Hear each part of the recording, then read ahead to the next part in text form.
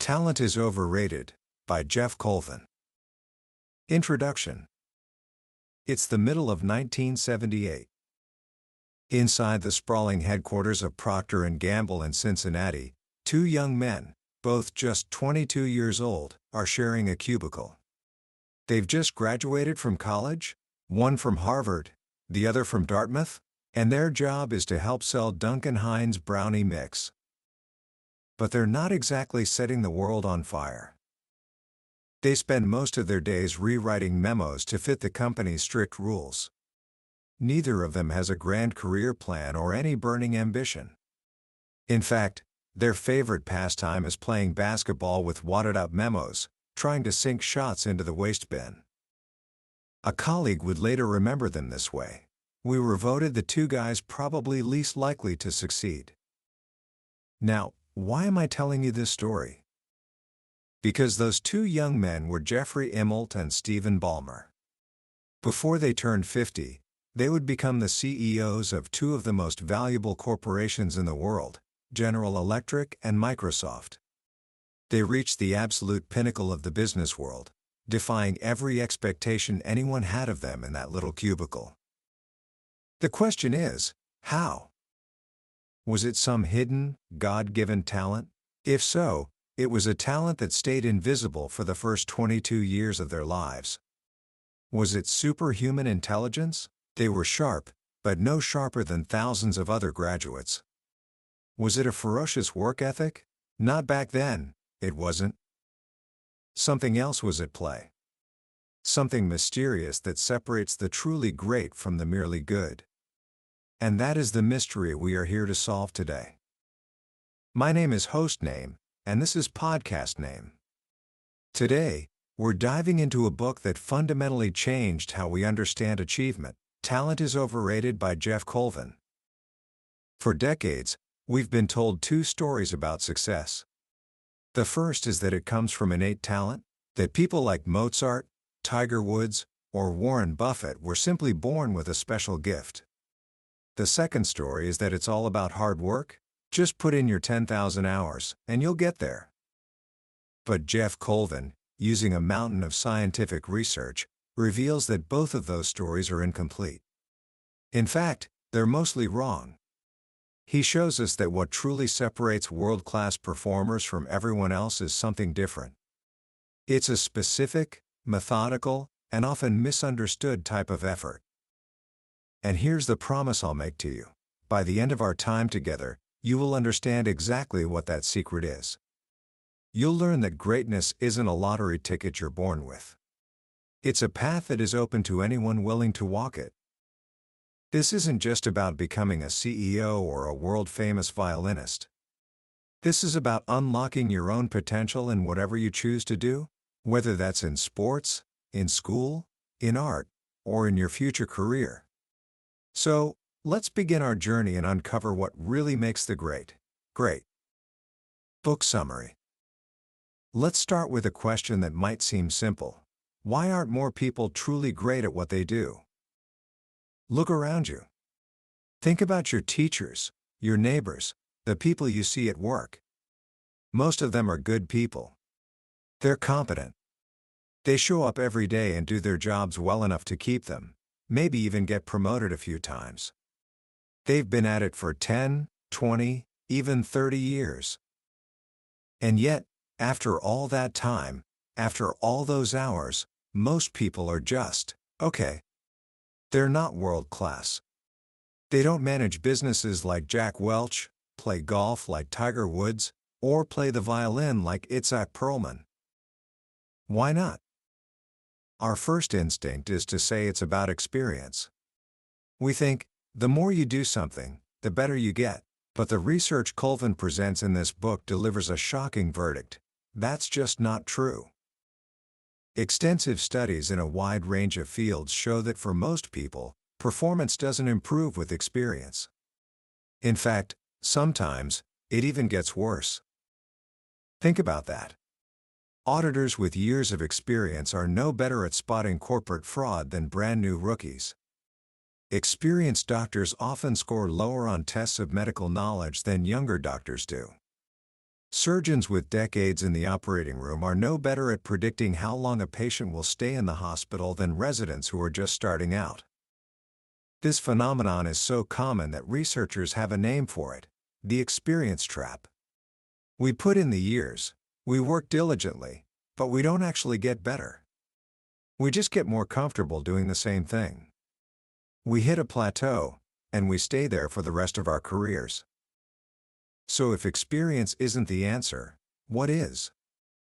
This brings us to the second, much older explanation for greatness.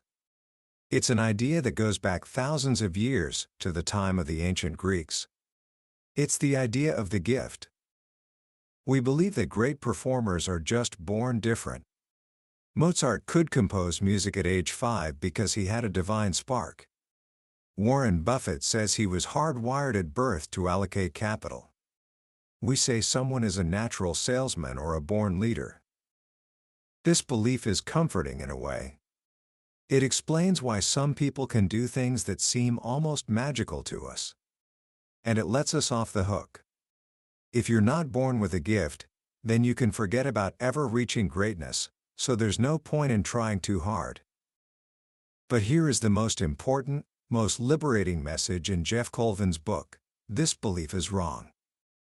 Decades of scientific research have dismantled this myth, piece by piece.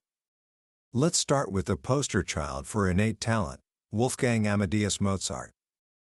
The story we all know is that he was a miracle of nature, composing symphonies as a child, a genius who just downloaded music from the heavens. The reality is a little less magical, and a lot more instructive. Mozart's father, Leopold, was a famous composer and, more importantly, a highly dedicated and systematic music teacher. He started his son on an intensive training program at the age of 3. Little Wolfgang's earliest compositions weren't entirely his own. They were often corrected, arranged, or polished by his father. In fact, his first piano concertos contained no original music by him at all. They were arrangements of works by other composers he was studying. Mozart's first work that is considered a masterpiece today, his Piano Concerto No. 9, was composed when he was 21. Now, 21 is incredibly young, but by that point, he had already undergone 18 years of extremely rigorous, expert-led training. He wasn't born a genius, he became one through furious, hard work, guided by an expert teacher. The same pattern holds for the modern Mozart of golf, Tiger Woods. Tiger's father, Earl, was a teacher and a fanatical golfer himself. He put a golf club in Tiger's hands at 7 months old. He set up Tiger's high chair in the garage so the baby could watch him hit balls into a net for hours on end, like a movie playing over and over. By the time Tiger was 2, he was practicing on a golf course regularly. When Tiger reached the highest levels of international competition, he had been practicing with ferocious intensity for 17 years, first under his father and then with professional coaches. When asked to explain his success, neither Tiger nor his father ever mentioned an inborn gift. Their answer was always the same: hard work. So if it's not experience, and it's not innate talent, what is it? The answer, the central idea of this entire book, is a concept researchers call deliberate practice. And this is not just practice in the way we normally think of it. It's not hitting a bucket of balls at the driving range, or mindlessly playing scales on the piano. Deliberate practice is different. It's special. And it is the engine of all great performance. Geoff Colvin breaks it down into 5 key elements. First, deliberate practice is an activity specifically designed to improve performance. It's not just doing something over and over, it's working on a specific aspect of your skill that needs improvement. And this is crucial.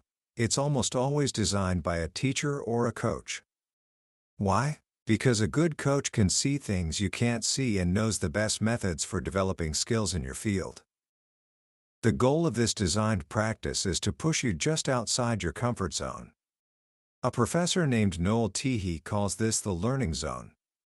It's that place where things are just a little too hard. You can't do them easily, but they're not so hard that they're impossible. That's where progress happens. Most of us, when we practice, stay in our comfort zone. We do what we're already good at because it feels good. Great performers, on the other hand, actively seek out what they are not good at. The second element is that it can be repeated a lot.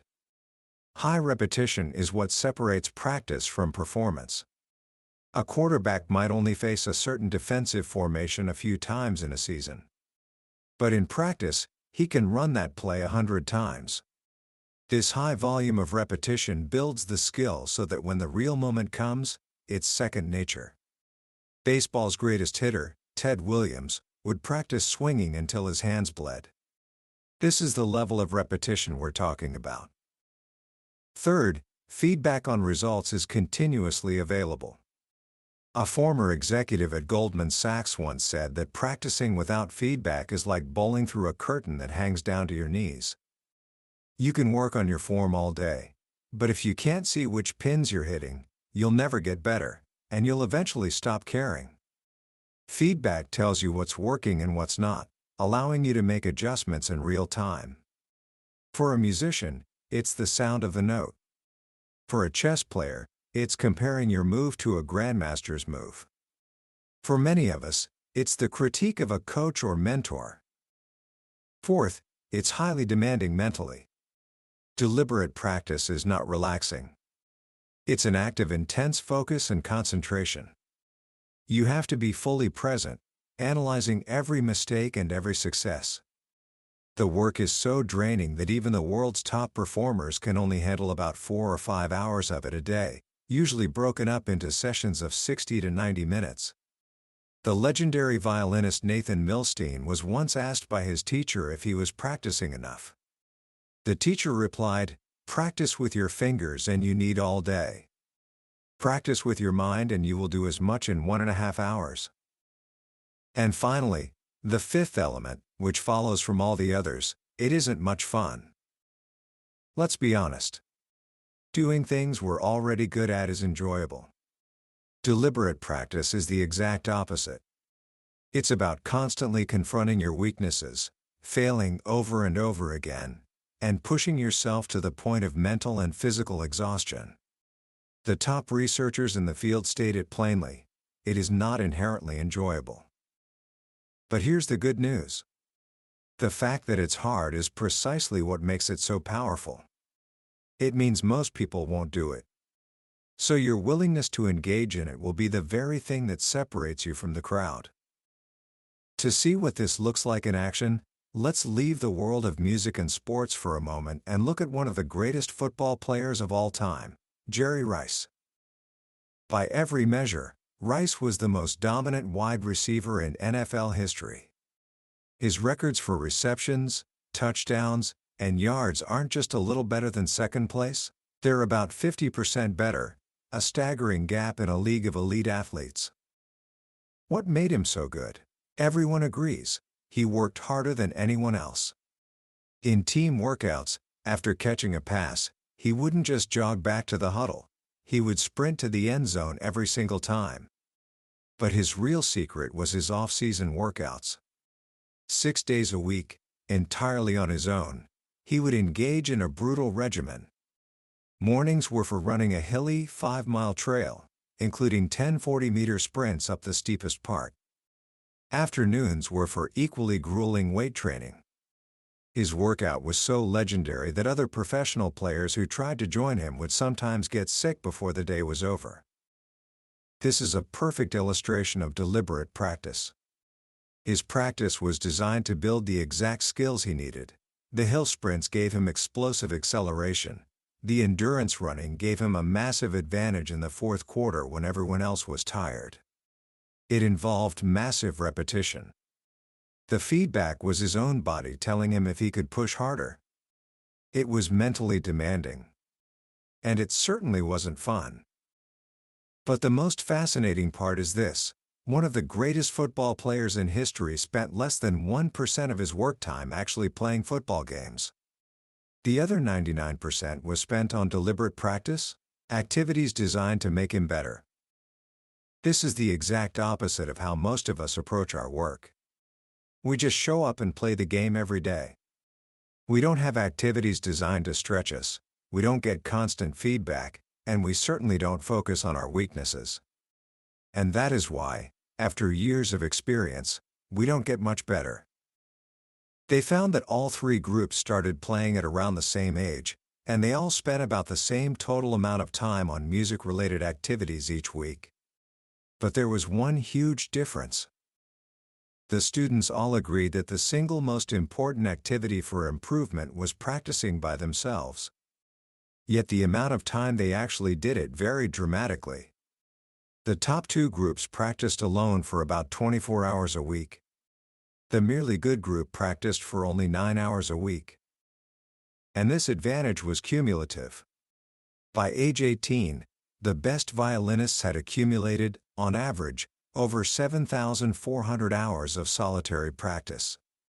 The good violinists had only accumulated about 3,400 hours.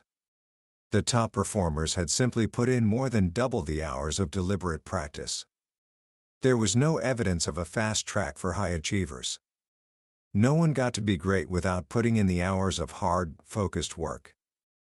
So, how does all this demanding practice actually work?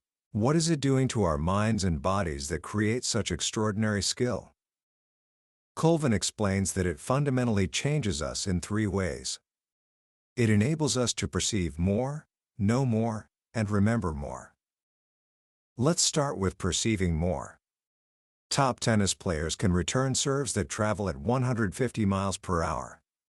You might think they just have superhuman reflexes. But they don't.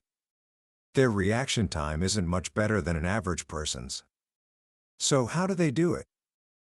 Researchers who track their eye movements discovered the secret. Average players watch the ball. But the best players, in the split second before the serve, are watching the opponent's hips, shoulders, and arms. These subtle cues tell them where the ball is going to go before it's even hit. They're not reacting faster. They're seeing the future a fraction of a second earlier than the rest of us. They have trained their perception. This same principle applies everywhere. Expert radiologists see more clues in an X-ray than residents do. Expert firefighters can look at a blaze and predict what it will do next, while a novice just sees flames. Through years of practice, they learn to see the patterns that an untrained eye misses. Next, deliberate practice helps us know more. And not just more facts, but a deeper, more organized kind of knowledge. The best performers build what are called mental models, highly complex and sophisticated frameworks for understanding their domain. When researchers gave physics problems to beginners and to expert physicists, the beginners sorted the problems by their surface features. This one has an inclined plane, that one involves a spring. The experts, however, sorted them by the underlying principles of physics needed to solve them, like Newton's second law. They saw the deep structure of the problem, not just the superficial details. This is why deep domain knowledge is so critical in business. The most successful companies are often led by people who have spent a very long time in one industry, developing a rich mental model of how it works. They understand the system at a level that a general manager just passing through never could. Finally, deliberate practice helps us remember more. We've all been amazed by experts who seem to have photographic memories. Chess grandmasters can play dozens of games simultaneously while blindfolded. Executives like Jack Welch were famous for remembering tiny details from financial statements. Are they born with super memories? Again, the research says no. Their memory is an acquired skill. In a famous experiment, researchers showed chess masters and novices a chessboard with pieces arranged from a real game for just 5 seconds. The masters could remember the position of every single piece, while the novices could only remember 4 or 5. But then, the researchers did it again, this time with the pieces placed randomly on the board. The result? The masters were no better than the novices. This proved that they didn't have amazing memories in general, they had an amazing ability to remember real chess positions. Through thousands of hours of study, they had learned to see the board not as a collection of individual pieces, but as meaningful chunks, like words in a sentence. A novice sees 25 random letters. A master sees a 5-word phrase. This is what researchers call long-term working memory. It's the ability to use your vast store of knowledge as a framework to instantly organize and recall new information. It's a skill, and it's built, slowly and painstakingly, through deliberate practice. This brings us to maybe the deepest, and most human, question of all. If deliberate practice is so grueling, so demanding, and so unenjoyable, why does anyone do it? Where does the passion come from to endure 19 years of training, like the figure skater Shizuka Arakawa, who fell on the ice an estimated 20,000 times on her way to an Olympic gold medal? The drive, Colvin argues, is almost always intrinsic. It comes from within. But, and this is a critical distinction, intrinsic doesn't necessarily mean innate. It doesn't mean you're born with it. Passion, like skill, develops over time. For most great performers, the initial push was actually extrinsic. Their parents made them practice. They wanted to please a teacher or win a small competition. But at some point, a switch flips. Their motivation becomes their own. Researchers believe this happens through something called the multiplier effect. Here's how it works. A child might have a very small, almost unnoticeable advantage in something, maybe slightly better coordination. This allows them to be just a little bit better at baseball than their friends. That small success brings a little bit of praise from a parent or a coach. That praise feels good, so the child is motivated to practice a little more. That extra practice leads to more improvement, which leads to more success, which brings more praise and recognition. It creates a powerful, self-reinforcing cycle. A small initial advantage gets multiplied over and over again, building both skill and motivation along the way. And the initial trigger doesn't even have to be a genetic advantage. It could be starting to practice at a slightly earlier age than your peers. It could be growing up in a smaller town where it's easier to stand out. It could even be a teacher or a parent who simply believes you're special and treats you that way, sparking the motivation to live up to that belief. The passion to master something isn't a mysterious gift you're born with. It's a fire that's kindled by small successes, then stoked by the feedback loop of practice and achievement. So, what does this all mean for you? It means that the path to exceptional performance is not hidden. It's right there in front of us. It begins with understanding that your abilities are not fixed. They are expandable.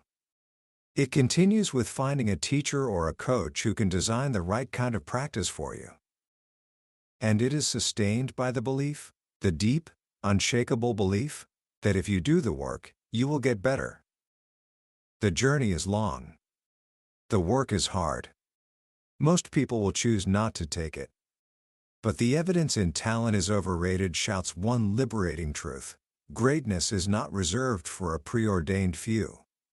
It is available to you, and to anyone who wants it badly enough to do what it takes. Commentary. As we wrap up our journey through Geoff Colvin's Talent is Overrated, I want to leave you with a few thoughts on why this book is so important, especially right now, for someone your age. The most powerful message, the one I hope stays with you long after you've finished listening, is that you are not defined by your natural abilities. We live in a world that loves to label people. He's a math person. She's not artistic. He's a natural athlete. This book gives you permission to reject all of that. It tells you that your potential is not a fixed quantity written in your DNA. It is a capacity that can be grown. That is an incredibly empowering idea. It means your future is not something you discover. It's something you build. The second big idea is the profound difference between working and improving. Most of the world just works. They show up, they do their tasks, they go home. They are trapped by experience, repeating the same level of performance for years. But the path to greatness is the path of deliberate improvement. It's the conscious, focused effort to get better, day after day. This is a choice. You can choose to just do your homework, or you can choose to analyze why you got a certain problem wrong and practice that specific type of problem until you master it. You can choose to just play your sport, or you can choose to work with a coach on the one weakness in your game that's holding you back. This mindset shift, from doing to improving, is the foundation of all high achievement. So, how can you start applying these principles today? It doesn't have to be some monumental effort. Start small. First, identify your learning zone in one area of your life. Pick one skill, whether it's for school, a hobby, or a sport, and ask yourself, what is one specific thing that is just a little bit beyond my current ability? Maybe it's a specific type of math problem, a difficult passage of music, or a particular technique in a sport. This week, dedicate just 15 to 20 minutes a day to working on only that thing. Feel the struggle. That's the feeling of growth. Second, seek out high-quality feedback.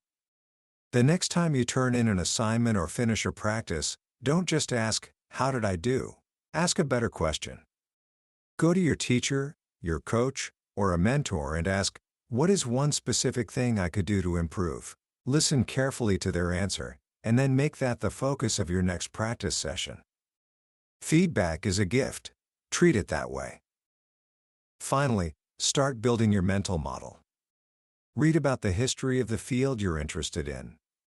Study the work of the great performers who came before you. Understand the principles that govern success in that domain. Knowledge is not a burden to creativity and performance. It's the soil in which they grow. We've covered a lot of ground today, but I'll be honest with you. A summary can only take you so far. The real magic happens when you read the book for yourself. It's in those quiet moments, when a particular story or a simple phrase hits you in a way you didn't expect. This summary is designed to help you decide if talent is overrated is worth your time.